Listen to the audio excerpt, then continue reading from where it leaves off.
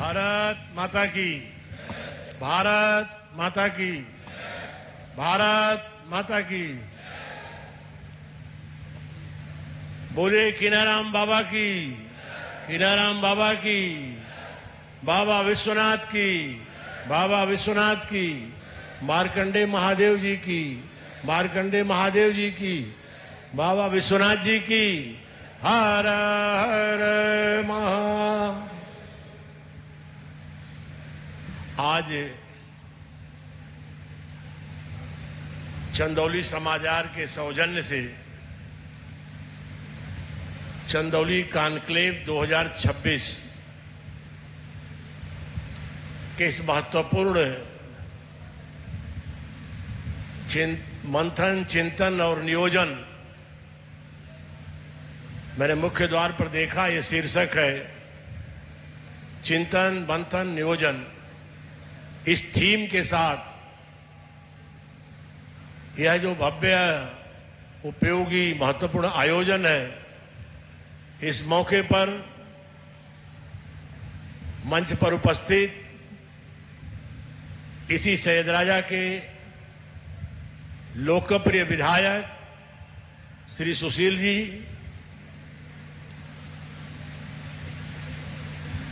MLC Shri Vineet Singh ji, जो इसी लोकसभा क्षेत्र के निवासी भी हैं और कुश्ती जगत में जिन्होंने अपना और चंदौली का नाम रोशन किया है, ऐसे संजय सिंह बबलू जी, मथुरा से पधारे महात्मा श्री लोकेश चंद जी, उद्यमी उद्योग रत्न से सम्मानित रमेश चंद पांडे जी, और जिला पंचायत के क्षेत्र में अग्रणी श्री छत्रबली सिंह जी, हमारे इस जनपद के सभी सम्मानित वरिष्ठ नेता, जो पार्टी के पूर्व सम्मानित जिला अध्यक्षगण हैं, अन्य सम्मानित वरिष्ठ नेता, सभी सम्मानित ब्लॉक प्रमुख, सभी सम्मानित जिला पंचायत सदस्य, मातृशक्ति और सभी समाज के हमारे अग्रणी तथा पत्रकारिता जगत के श्री विनय तिवारी जी, अश्वनी जी, मनोज जी और पूरी उनकी टीम के सभी साथी, और जिन्हें सम्मान दिया गया, ऐसे विभिन्न सम्मानित जन, अभी सभी लोगों को मैं हृदय की गहराइयों से अभिवादन करता हूं, सबको बहुत बहुत आदर व्यक्त करता हूं। और हमारे सम्मानित अनेक पार्षद भी हैं, नगर क्षेत्र के निकायों के अध्यक्ष हैं, उन सबको भी सम्मान देता हूं।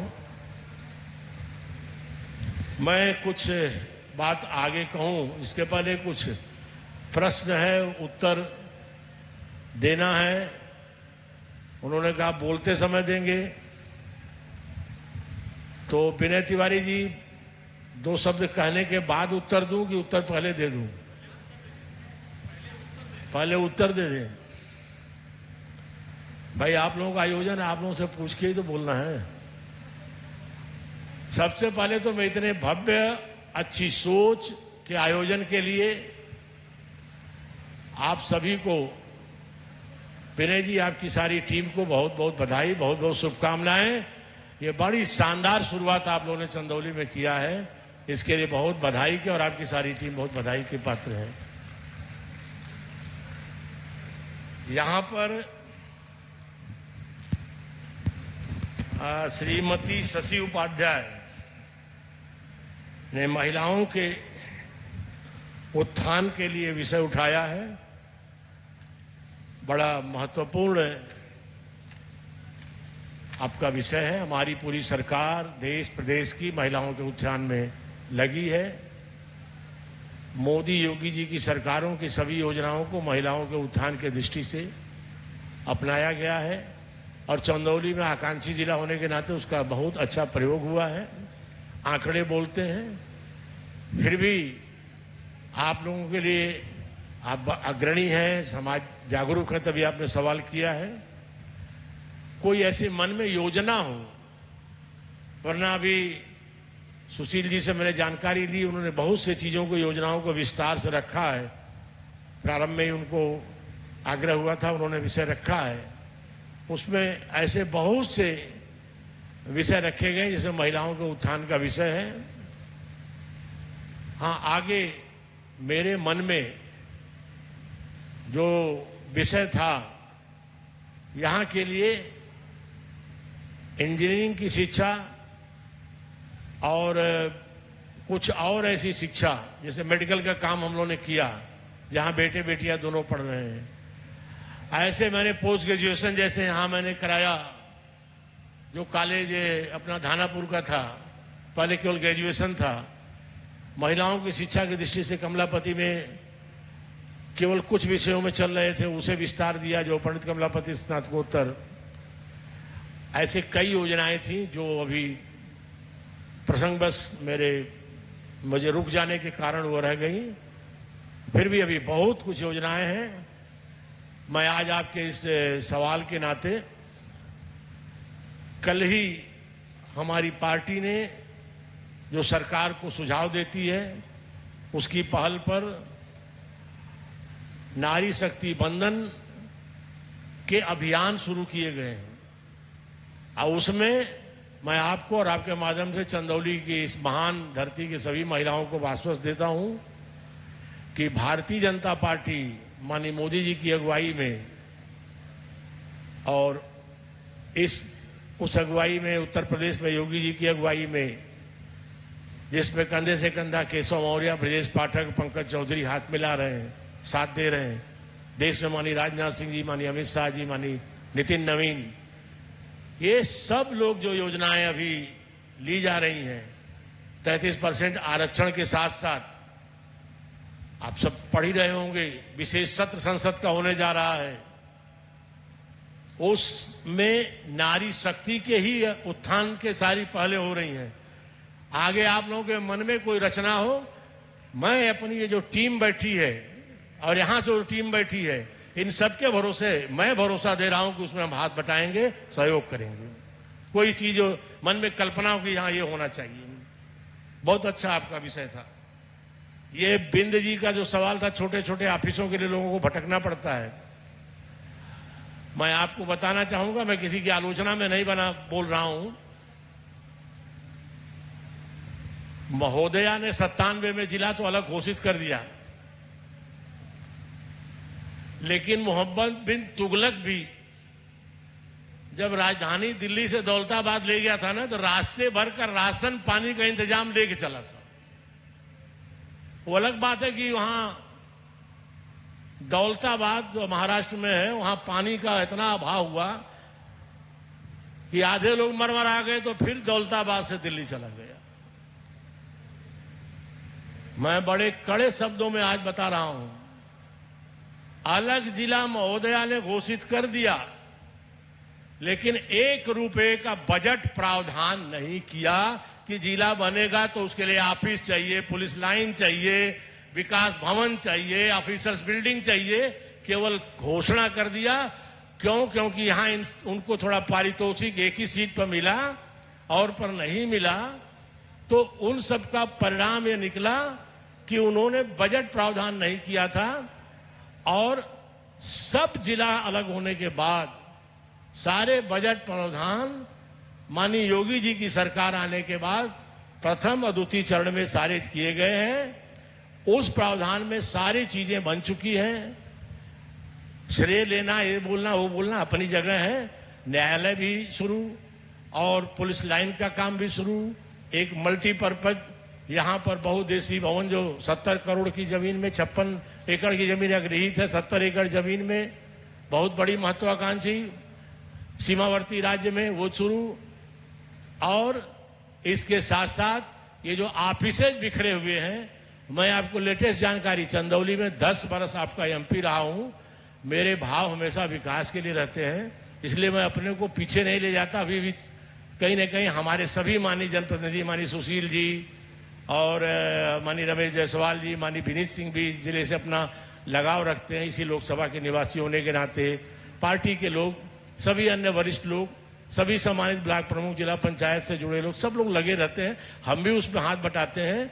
अभी लेटेस्ट जानकारी, विकास भवन का 34 करोड़ रुपया की वित्तीय स्वीकृति हो चुकी है। शीघ्र उसको भी माननीय योगी जी, माननीय केशव जी आदि शुभारंभ करेंगे। तो ये दफ्तर जो जगह जगह बिखरे हैं, ये काम भी हो जाए। शैलेंद्र पांडे ने जो सवाल किया है, मेरे पुराने बयान आप लोग याद रख लीजिएगा। जब एलिवेटेड की मैंने प्लान किया था, आप तो प्रबुद्ध आदमी हैं और आप भांति भांति के लोगों की मदद करते रहते हैं। आपको जानना चाहिए कि उस समय अगर एलिवेटेड माने गडकरी जी ने सहमति दे दी थी और उस समय अगर पूरा एलिवेटेड बनता तो चंदौली उजड़ जाता। हमारा छोटा सा मुख्यालय, इसको बड़ा देने के लिए भारतमाला के संग इसी नौबतपुर से कनेक्ट करने के लिए एक त्रिभुज बनाने की प्लान हमने दिया था, उस पर भी काम हो रहा है, ताकि पूरा चंदौली में कोई आए बंगाल और बिहार, आसाम से जब बिहार क्रॉस करके तो बनारस से पहले यहाँ मल्टी स्टोरियों का एक श्रृंखला नजर आ जाए। ये सब प्लानिंग थी, अभी भी वो प्लानिंग मरी नहीं है जिंदा। तो उस समय एलिवेटेड को बनाने में ये खतरा था कि वो जितनी चौड़ाई ले रहे थे चंदौली में दोनों तरफ उजड़ जाता। तो सबकी राय से इसी डाक बंगले में जो है ये तय हुआ कि ज्यादा से ज्यादा यह जो है वहां पर वो फुट ओवर ब्रिज बन जाए,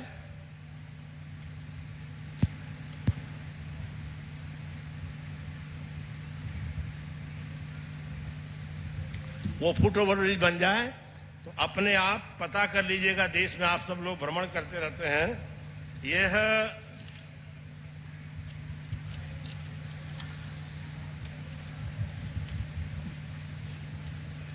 इसी समस्या के समाधान के लिए इतना नजदीक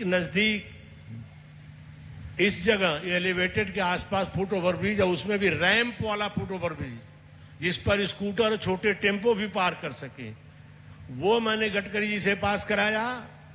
और इसके साथ साथ 2 लिफ्ट वाला, ताकि अस्पताल है, बुजुर्ग आदमी भी इधर से इधर जा सके, ये पास कराया। और सब सामने हैं एक साथ, अपने आप 11 जिसमें 6 केवल यही हैं। इतने नजदीक फुट ओवर ब्रिज पूरे हिंदुस्तान में घुमाइए, कहीं नहीं मिलेगा कि मात्र 3-4-5 किलोमीटर के दायरे में, 7 किलोमीटर में इतने ज्यादा। केवल उसी एलिवेटेड न बनाए जाने के लिए समाधान है। उसकी जरूरत एलिवेटेड की जब होगी और 100 साल बाद होगी, तब तक ना हम आप रहेंगे, जो नई पीढ़ी रहेगी बनवा लेगी, अभी जरूरत नहीं है।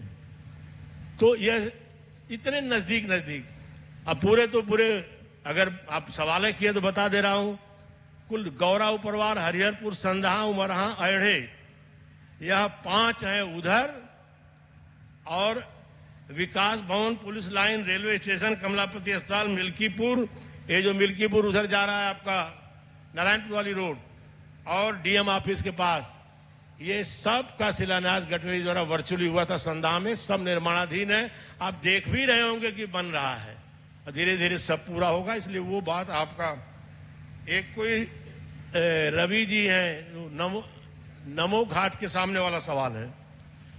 पहले तो नमो घाट के लिए आप मोदी जी का एक बार करतल ध्वनि से अभिनंदन करिए। वो केवल बनारस का नहीं है, संपूर्ण पूर्वांचल का है, वो चंदौली सहित। बनारस वाले तो उस घाट पर पीछे से दर्शन करते हैं, चंदौली वाले जाते ही सामने से दर्शन करते हैं। वो आपका भी घाट है, वो केवल बनारस का नहीं है। दूसरी बात, कटान के लिए आप कुंडा कला नहीं गए हैं, कुंडा कला के लोग हमें धन्यवाद दिए हैं।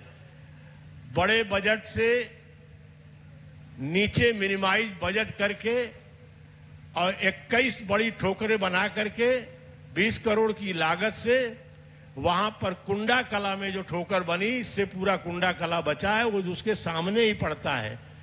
अब आगे जो घाट की बात है, वो कोई आपका सवाल उचित है। घाट तो आप जो मांग रहे हैं उससे आगे भी बता दे रहा हूं।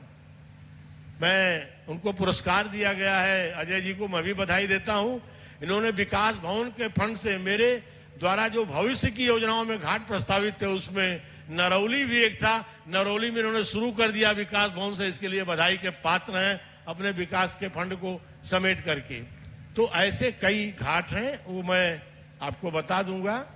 और बहुत से हैं, मार्कंडे जी के सामने भी घाट का प्लान है, जो इधर टांडा के पास जो है घाट के लिए जगह नहीं है, क्योंकि नदी दूर जाती है गंगा माता। लेकिन टांडा से जब आगे बढ़ेंगे आप थोड़ा सा, तो आपको करार मिलता है घाट बनाने का, जो कैथी गंगा गोमती संगम के ठीक सामने। तो ये तो श्रृंखला है, काम होते रहेंगे। सवाल आप लोगों ने किया, अच्छा है। और एक सुझाव आया NH2 पर एक अंडरपास का, और आए दिन यह घटनाएं होती है। हमारे पूर्व मंडल संतोष जी, जब ये सड़क बन रही थी उसके प्लानिंग में नहीं आया है। जैसे अंडरपास थोड़ा कठिन होता है, पूरे के पूरे अगर जमीन की उपलब्धता अंडरपास के लेवल पर होगी तो हो पाएगा, नहीं तो इतना आश्वस्त कर रहा हूं, हम लोग प्रयास करेंगे कि रैंप वाला फुट ओवरब्रिज आपको मिल जाए, जो अंडरपास की जगह छोटे गाड़ी और इस सब के लिए हो जाए। दोनों बातों की पहल की जाएगी, जो आपने संतोष सिंह जी पूर्व मंडल अध्यक्ष यह सुझाव दिए हैं। अब एक बार पुनः मैं जो, अब कोई प्रश्न नहीं, अब विनय जी अनुमति है मैं बोलूंगा जो मुझे बोलना। अब तो काफी देर आपका कार्यक्रम अच्छा चला। मैं आप सबको एक बार पुनः बधाई देते हुए, बहुत ज्यादा कुछ नहीं मुझे कहना है। सुशील जी ने, पूर्व में बबलू जी ने, और जो विनीत जी ने, अन्य सभी लोगों ने जो विचार रखा होगा यहाँ, सतबली जी वगैरह सबने, उससे अपने को जोड़े थे, क्योंकि विकास की सारी चर्चाएं हैं। जोड़ते हुए मैं अपनी बात कर रहा हूं, एक लाइन का जिसको कहते हैं पंचवाक्य बोल रहा हूं। मीडिया जगत से मेरी प्रार्थना है, आप लोग भविष्य में कभी अगर डिबेट चलाएं तो बीजेपी वर्सेस ऑल पार्टी, और मैं जिम्मेवारी के साथ कह रहा हूं कि पूरे उत्तर प्रदेश में, पूरे देश के अन्य राज्यों में, भारत के अंदर, आज के आधुनिक भारत में एकमेव भाजपा ही ऐसी पार्टी है जिसकी सरकारों ने विकास की श्रृंखलाएं खड़ी की हैं। अन्य पार्टियों की सरकारों ने अपने हितों का, अपने जरूरतों का विकास किया है। इसी उत्तर प्रदेश में 9 वर्ष पूर्ण हुए, 9 वर्ष का शानदार बेमिसाल योगी सरकार का कार्यकाल बीता है। मोदी सरकार जो है 12वें वर्ष में काम कर रही है, और अंतर समझ में आ रहा है। अंतर का एक उदाहरण दे रहा हूं। कल मुझे 11:30 बजे लखनऊ से चलना था, मैं दिल्ली से लखनऊ आया। मुझे हमारे सम्मानित विधायक रहे नरेंद्र सिंह लालगंज के, उनकी धर्मपत्नी का निधन हुआ। मुझे आना था गोरखपुर। मैं 1:10 पर लखनऊ से चला, गोरखपुर गया। तो गोरखपुर में वहां से फिर चल के मैं आजमगढ़ आया। वहां विजयनाथ बहादुर पाठक के पिताजी का देहांत हुआ, जो सन 69 में जनसंघ से एमएलए भी लड़े थे। वहां शोक संवेदना व्यक्त किया। माननीय कलराज जी का भी आगमन वहां हुआ था, इस नाते उनके कारण वहां थोड़ा देर हुई मुझे गोरखपुर में उनकी प्रतीक्षा में। फिर मैं भगवान संकट मोचन के दरबार में, वहां संगीत समारोह में लोगों ने आयोजित किया था, मुझे दर्शन करने की भी इच्छा थी। भगवान संकट मोचन के दरबार में 11:10 पहुंचा। अब कल्पना करिए विकास। वहां जब बीएचयू के प्रोफेसर मुझे मिले, मैं प्रैक्टिकल से बता रहा हूं, तो उन्होंने कहा कि हमने बताया कि 1:10 पर मैं चला हूं, आधा घंटा आजमगढ़, 1 घंटा 15 मिनट में रुका हूं गोरखपुर में, और मैं 11:10 पर 600 किलोमीटर की यात्रा करके आराम से बिना थके 11:10 पर संकट मोचन में उपस्थित हूं। यह है एक्सप्रेसवे की सरकारों का आज योगदान। प्रैक्टिकल बोल रहा हूं, कल की यात्रा बिना थके, सारे लोग कंटिन्यूअस। और अंतर समझना होगा कि उत्तर प्रदेश में भाजपा की सरकारों ने प्रदेश का विकास किया है, और किन सरकारों ने केवल बादलपुर और सैफई का विकास किया है, अपने निजी उद्देश्यों का विकास किया है। यह अंतर सोसाइटी को और मीडिया को इसलिए कर रहा हूं कि मीडिया कभी बुलाए। बीजेपी की कल्याण सिंह जी की पुरानी सरकार, राजनाथ जी जिसमें शिक्षा मंत्री थे, उसने भी काम किया। रामप्रकाश जी की सरकार, राजनाथ सिंह की खुद की सरकार, स्वयं कल्याण सिंह जी की दोबारा सरकार, मैं उसमें मिनिस्टर रहा हूं, तमाम विकास के कार्य। तो विकास के प्रति भाजपा हमेशा उसकी सोच के कायल रहती है, वो हम लोगों के संस्कार में है। इस नाते आप चूंकि विकास को लेकर के आप लोगों ने मंथन चिंतन नियोजन का प्लानिंग करके ये आयोजन किया है, इस नाते मैं ये चीजें आपके सामने रख रहा हूं। मैं बहुत विस्तार में नहीं जाना चाहता। मेरा जो मुझे जहां तक कहना है, मैं अपने बारे में खुद से क्या कहूं, मेरा सार्वजनिक जीवन विद्यार्थी जीवन से विकास के प्रति समर्पित सोच का व्यक्ति रहा हूं और हिंदू विश्वविद्यालय के छात्र संघ में भी मैंने रहते हुए छात्रों के हित के अनेक विकास के कार्य किए हैं। उसके गुनाने की आज कोई जरूरत नहीं है, युवा जान लेंगे। उस जमाने का जो जरूरतें थी, एक लाइन में बता दे रहा हूं कि स्टूडेंट्स वेलफेयर के अनेक विकास के कार्य, इंक्लूडिंग इतनी बढ़िया यूनिवर्सिटी बनाने के बाद 20 बरस की उम्र में मैं दिल्ली गया, 77 में महामंत्री था और बीएचयू में हॉस्टलों के सामने तिरपाल लगा के चाय बिकती थी, जबकि मालवीय जी ने इतना बड़ा विश्वविद्यालय बनाया था। एक नजर में दिल्ली देखा, विजन आया, विश्वविद्यालय में हॉस्टलों के सामने बिल्कुल फर्निश वेल डेवलप्ड कैंटीन 24 बनवाया। ये 20 बरस की उम्र में आप जाके देखेंगे, 20 बरस की उम्र में चंद्रशेखर आजाद की मूर्ति लगवाया हूं और चंद्रशेखर आजाद की मूर्ति छात्र संघ में लगी है। और 13 ऐसे क्रांतिकारी जो उस समय जीवित थे 1977-78 के दौरान, जो कभी चंद्रशेखर आजाद के साथ काम किए थे या उनकी किसी मीटिंग में भाग लिए थे, ऐसे लोगों को देश से खोज खोज के मैंने 20 बरस की उम्र में बुला करके उनके हाथों मैंने उस मूर्ति का अनावरण किया। पत्थर पर नाम खुदा हुआ है। सैदपुर में मुझे अवसर मिला, जात पात का भेद नहीं करके विकास का पर्यायवाची रूप में मैंने काम किया।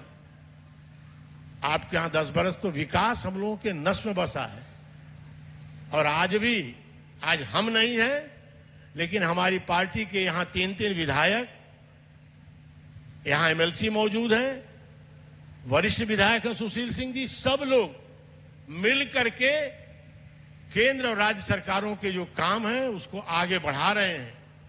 कहीं कोई दिक्कत नहीं है। हां, वो अलग बात है, कुछ लोग हमारे लोगों के प्रचार से घबरा करके पुलों पर खड़ा होकर के चाबुक चला रहे हैं, वो एक अलग बात है। उस पर मैं क्या टिप्पणी करूं। अपना कोई कर्म दिखाने की इन लोगों की कोई स्थिति नहीं है।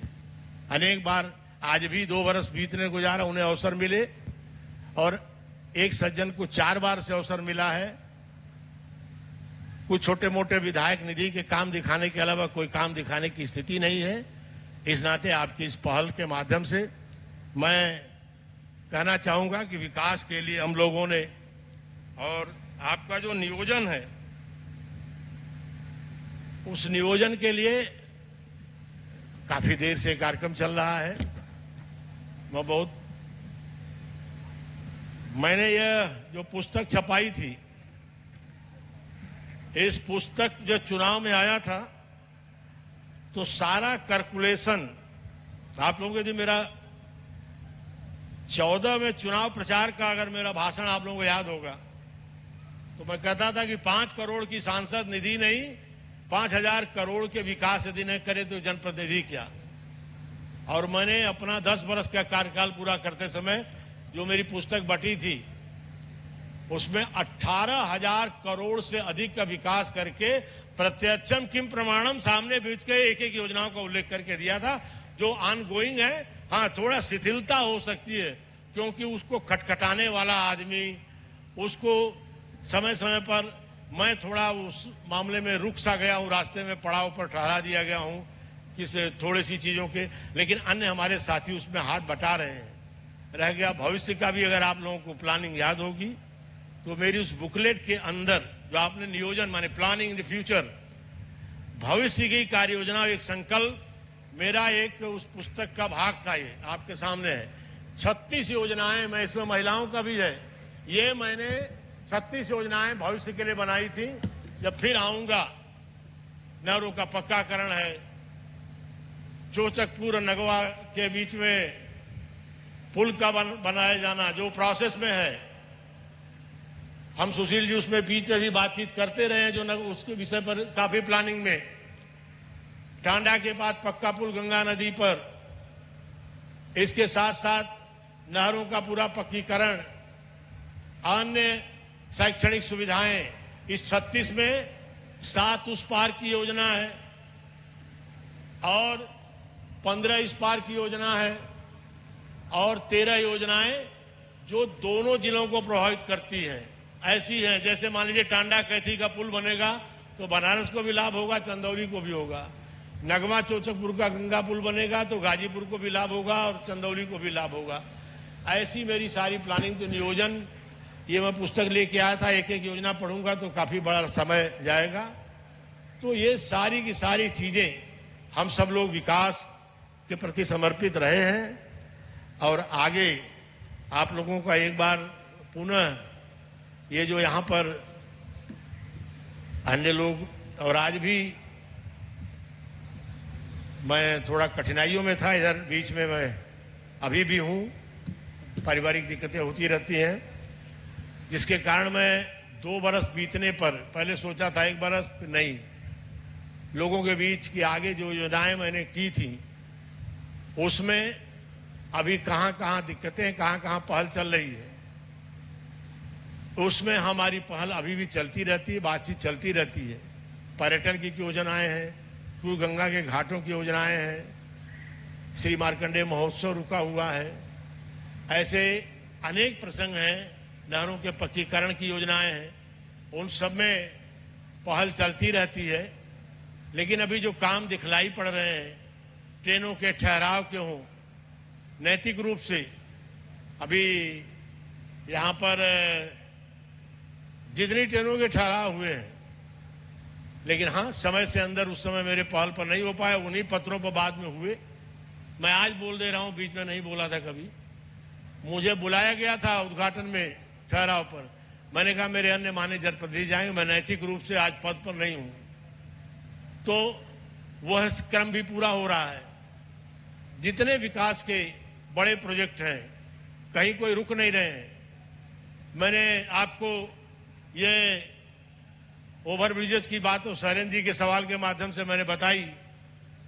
मेरी जानकारी के हिसाब से आप लोगों को याद होना चाहिए, भोजापुर का काम शुरू हो गया, कुछपन का काम शुरू हो गया।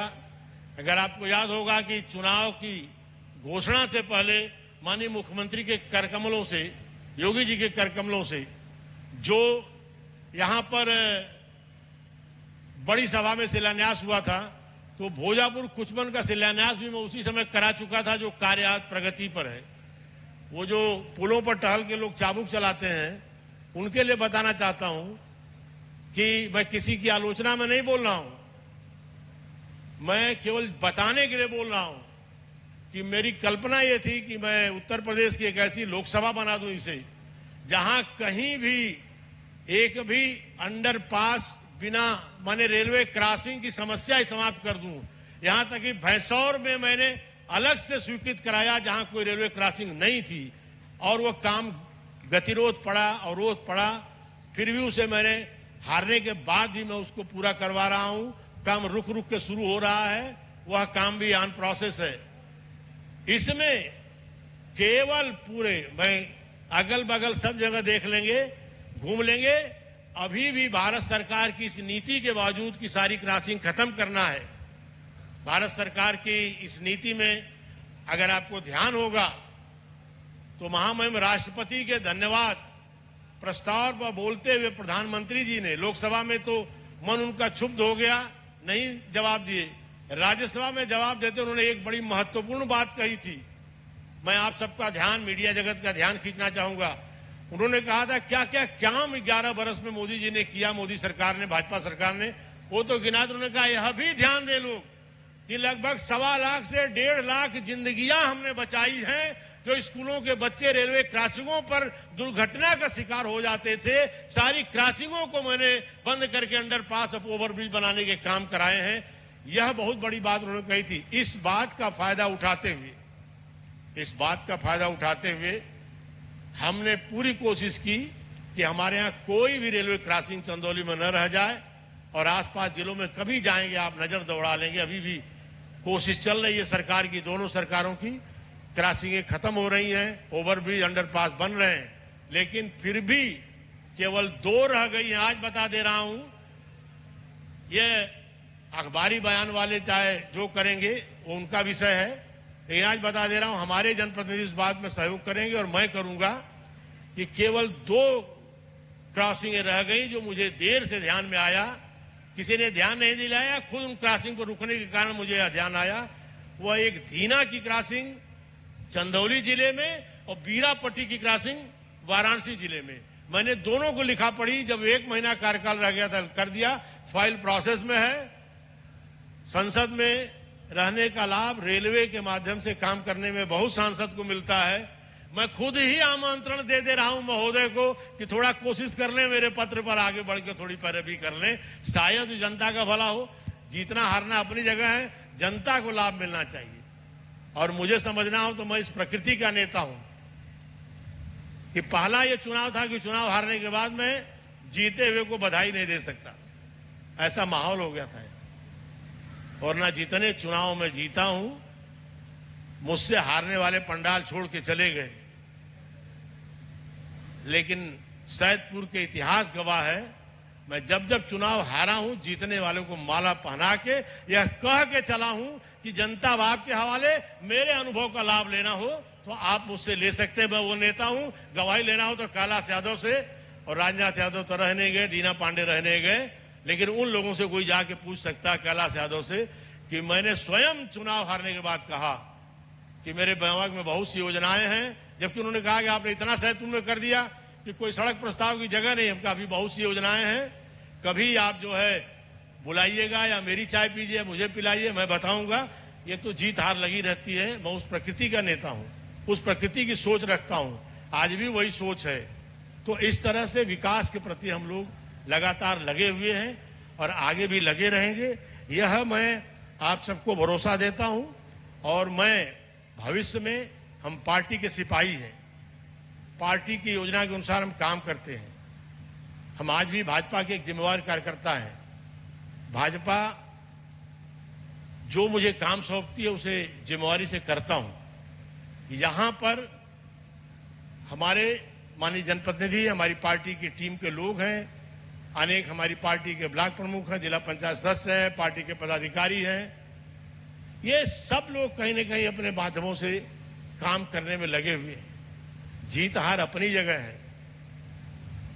हमारा धर्म है कि यहां पर मेरी नैतिक जिम्मेवारी है, और मीडिया जगत के लोगों ने इतना आयोजन करके आपने उस जिम्मेवारी में मुझे और ताकत दी है कि जैसे भी हो, जिस चंदौली ने मुझे 10 बरस गौरव दिया, उस चंदौली का उत्थान यही मेरे जीवन का आगे भी ध्येय रहने वाला है। लोगों का सम्मान, लोगों की सेवा, क्षेत्र का विकास, जिस भी रूप में जहां बन पड़ेगा मैं हाथ बटाता रहूंगा। यह मैं इस कॉन्क्लेव के माध्यम से अपना भरोसा चंदौली को देता हूं, उसमें कहीं पीछे रहने का कोई सवाल नहीं है। ये और अभी कुछ वक्ता वो स्वतंत्रता शहीद स्मारक के सब विषयों का उल्लेख किया कि हम लोगों ने क्या क्या किया, उन सब चीजों को जोड़ते हुए आप सबको अच्छी पहल के लिए बधाई। और आप सबको एक कहना नहीं चाहता था, लेकिन गीता का एक श्लोक याद आ गया, सबके जबान पर होगा, कर्मणे वाधिकारस्तु मां फलेषु कदाचन। सब लोग इसको सोचते हैं, जीवन ऐसा जीना चाहिए। हम खुद उदाहरण है आपके सामने। आपने देखा होगा 2024 के चुनाव हारने के बाद क्या कभी मात्र थोड़े वोटों से कोई चंदौली का आदमी मुझे किसी मरीज के लिए, अस्पताल के लिए फोन किया होगा तो मेरे फोन जरूर 4 डॉक्टरों के पास गए होंगे। कहीं न कहीं मैं पहल करता रहा हूं। तो मेरे जीवन का ये क्रम है। मैं कर्म करता हूं, भगवान के विधान में मेरे संग मां फलेश वाला मामला थोड़ा कभी कभी गड़बड़ा जाता है। 2002 सैदपुर में भी गड़बड़ा गया था मिनिस्टर रहते हुए, भारत का कैबिनेट मंत्री रहते हुए 2024 में भी गड़बड़ा गया था। लेकिन मां फलेशु कदाचन की चिंता कम, मैं केवल आशीर्वाद की चिंता करता हूं। मुझे मालूम है चंदौली के हर जनता में, चाहे लोकसभा का यह पार का हिस्सा हो या उस पार का हिस्सा हो, दिल से लोगों को कहीं ना कहीं आशीर्वाद स्नेह भाव मुझे देते हैं। यह जब मैं मिलने जुलने जाता हूं वही मेरे लिए पर्याप्त है। आप सबको बहुत बहुत आदरपूर्वक नमस्कार और कॉन्क्लेव की सफलता के लिए शुभकामना। आगे भी आप सब पहल करें, हम सब जुड़े रहेंगे। सभी को नमस्कार।